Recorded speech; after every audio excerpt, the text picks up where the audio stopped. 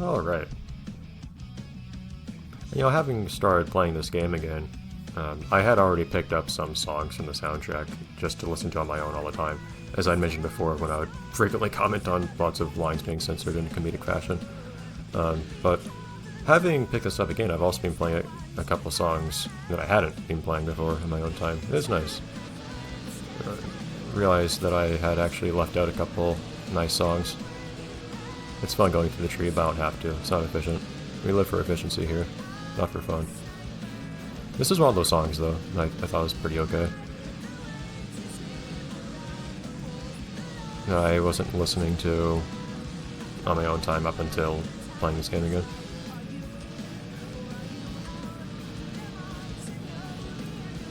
Yeah, I can feel, I think last time I came through I had, this is an enduro course where you go really fast a lot of the time. Oh, hello. Just ruining everything in my path, including myself. Am I in my own path? But, you know, last time I was here I had tuned suspension, I believe, and also just different gear ratio, of course. And you can feel here the difference, I think. You go, there are lots of hills and whatnot, you go really fast on here, and Jesus.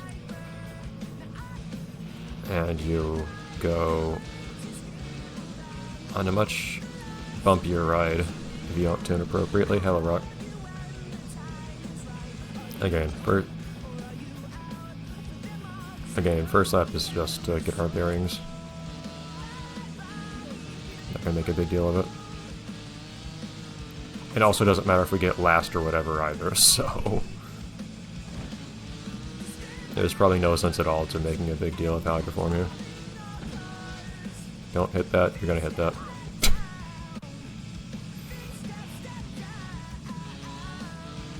And it is unfortunate that Enduro is really unforgiving when it comes to respawning because it just uses usual free ride respawn rules. It doesn't place you back on any course with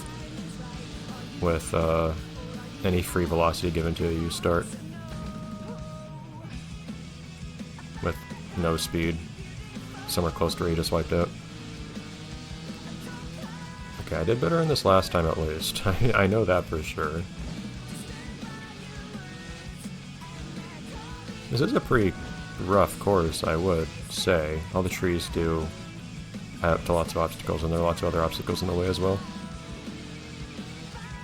I wouldn't mind, since this is basically a forest fire, I wouldn't even mind this place feeling a little bit more like played up and like dramatic. It is the final enduro course after all. I don't know if it's the final enduro course in the enduro tournament, but it's the final course in the Olympics at least.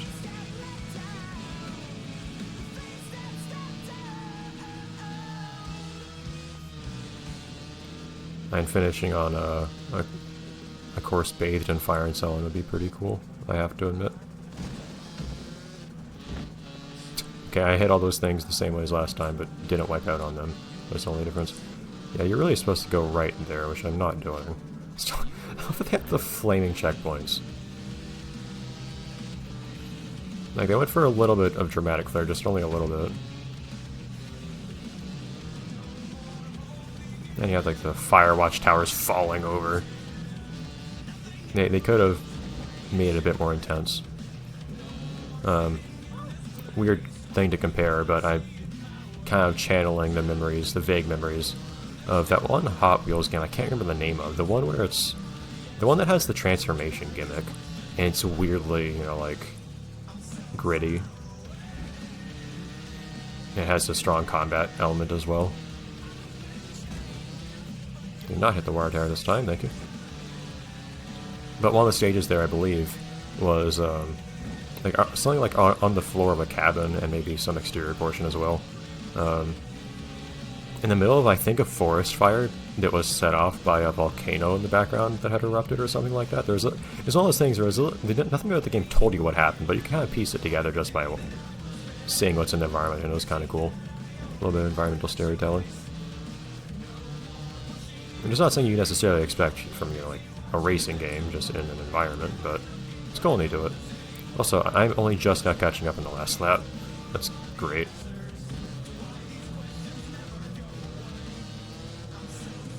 There we go, I finally took the right path here. Alright, so I might have a heroic catch up in the last lap, or I might just ruin everything and give up and get first anyways, because who needs to be a good biker when you have a good bike?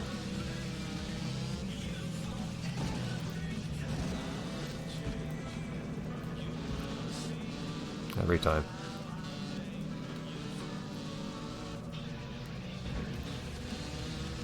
But yeah, on that downhill portion right before the fence I keep running into, it gets real unstable, this bike. It's actually an issue that I didn't tune my bike for this better. I'm appreciating the difference that tuning makes now. Oh, come on. I do like the tuning mechanic of this game, by the way. I do appreciate that. This game does have some details that are nice and unique and fun. The minutia of handling your bike as it gains and loses traction and so on.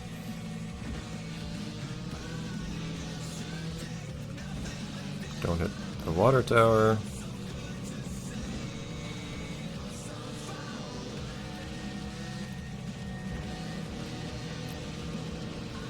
And randomly pull out in first at the very end. Except for this guy way out in front. Don't hit that. Good job. Well, never mind. Doesn't matter. And I'm way back here because I was way in the air that entire time. Well, I was doing okay. Oh well.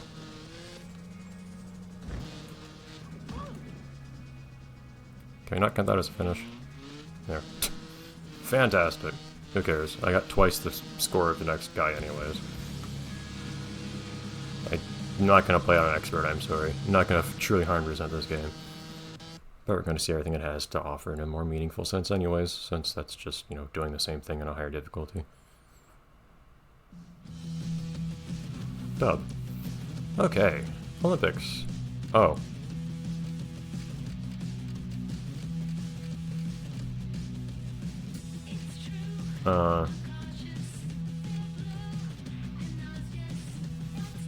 Let me look this up. Okay, so, this is weirdly hard to find online. Apparently the way you unlock these tournaments is by getting gold in certain things. Apparently Ice Torn specifically, for instance, is by getting gold in the Amateur National on Expert. Well, it just said I don't plan on doing that. Oh, this is a long shot. I have a weird idea. Give me a minute. I might do something weird. I have a few options here, we'll see. Also, just as I'm looking into things here, just to clear some things up, because I was wondering earlier, and maybe some other people are. Apparently, you unlock the Amateur Olympics by getting a bronze or better in Pro Enduro. Fair enough. Oh, and here. Okay, so the ice tournament and beach tournament both you unlock by getting. Oh, huh. Okay, so what I read online was not correct. Both of them are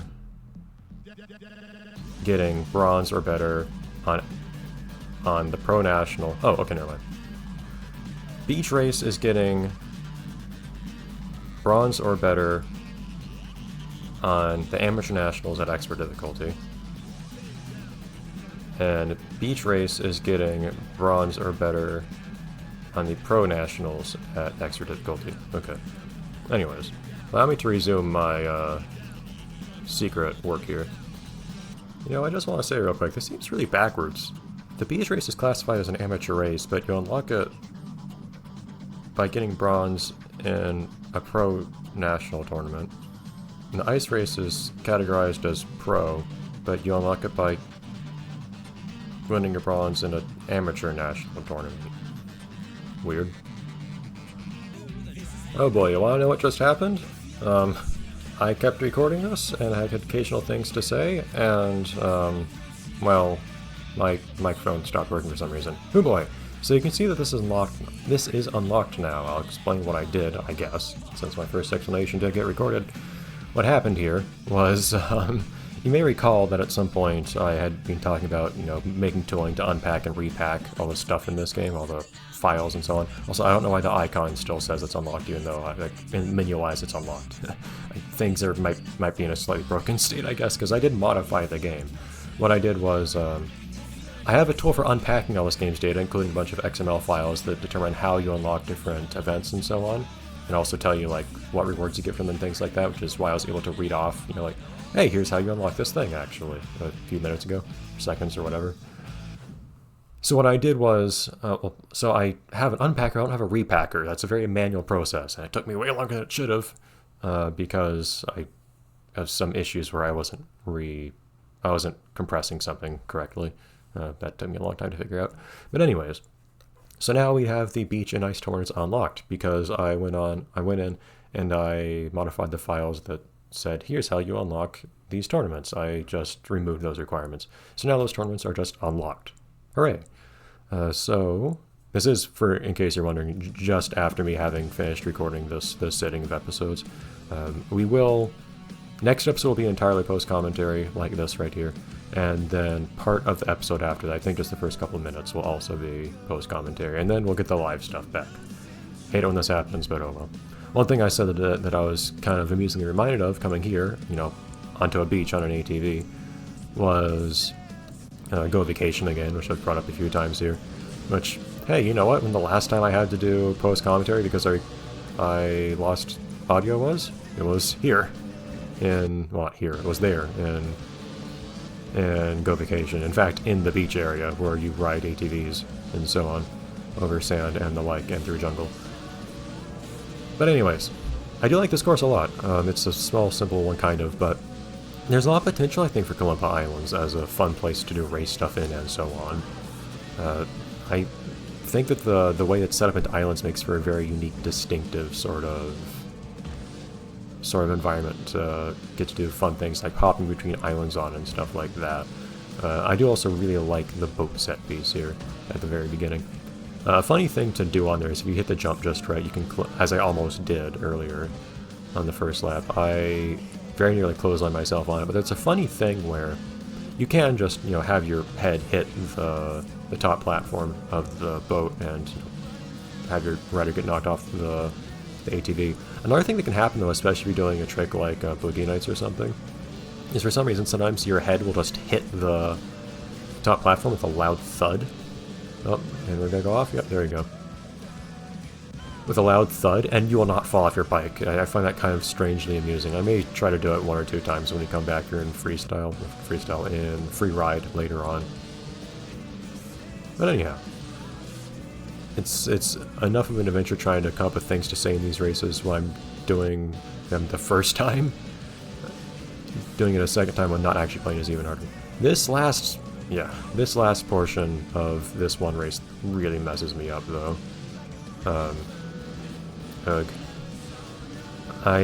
It's one of those courses that just ends with and we were gonna, okay.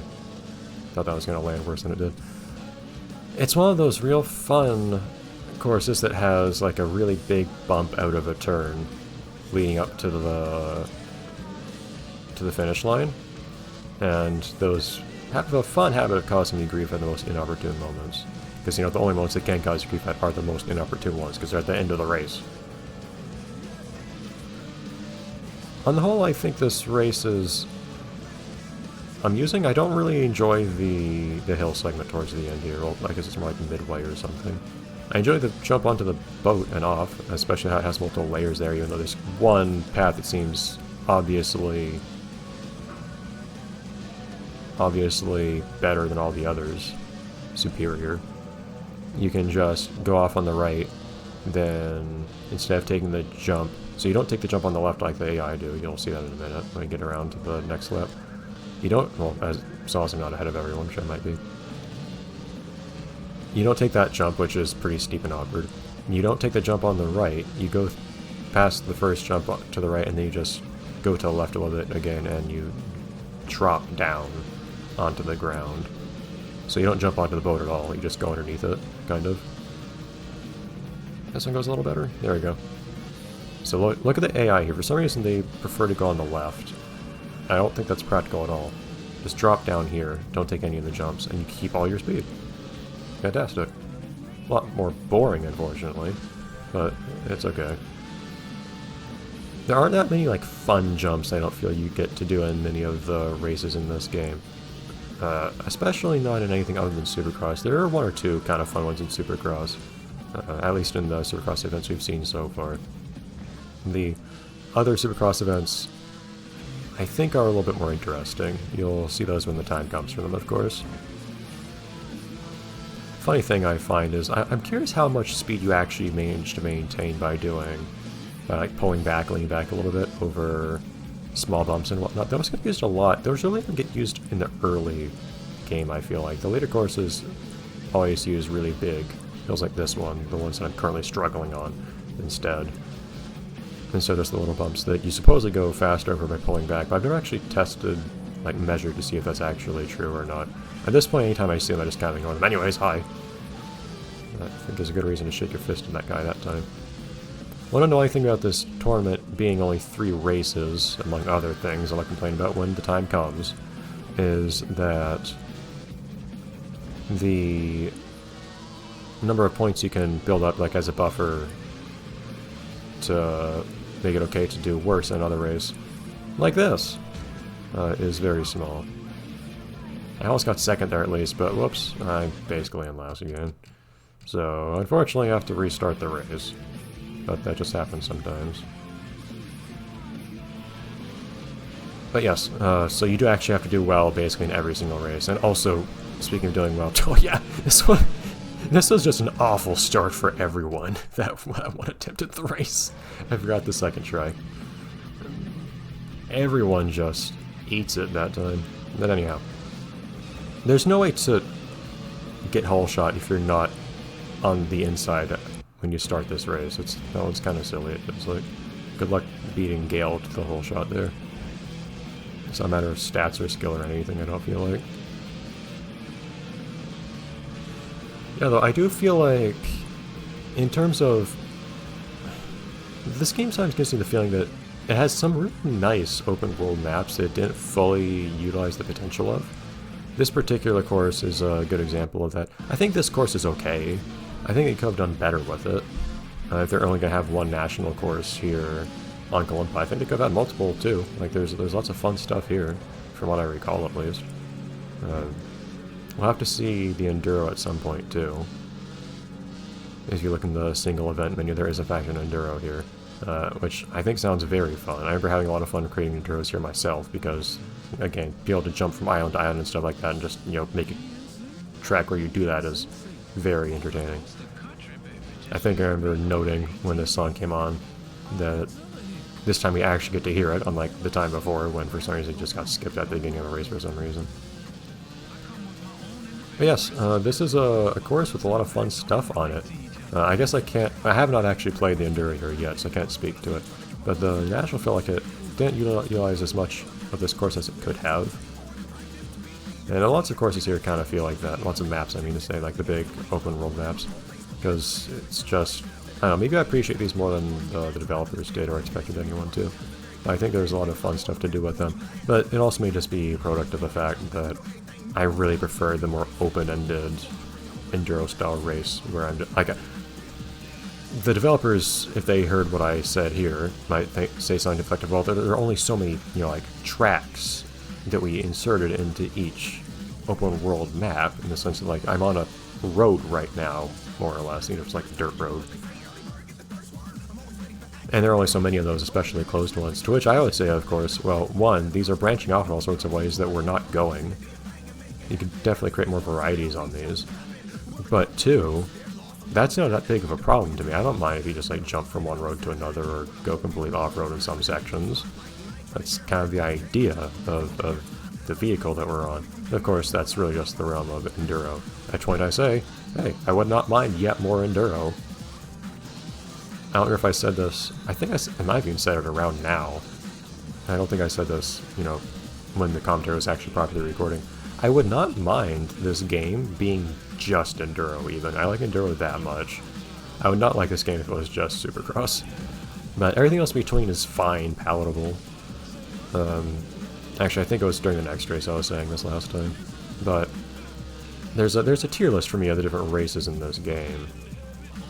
And the different race types. My favorite is definitely Enduro by far, for lots of reasons I've already explained in different Enduro events.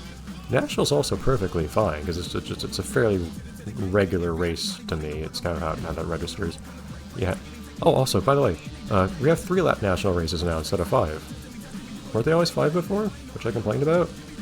I don't complain now. I like that this is shorter. I think 3 laps is the right length for this race.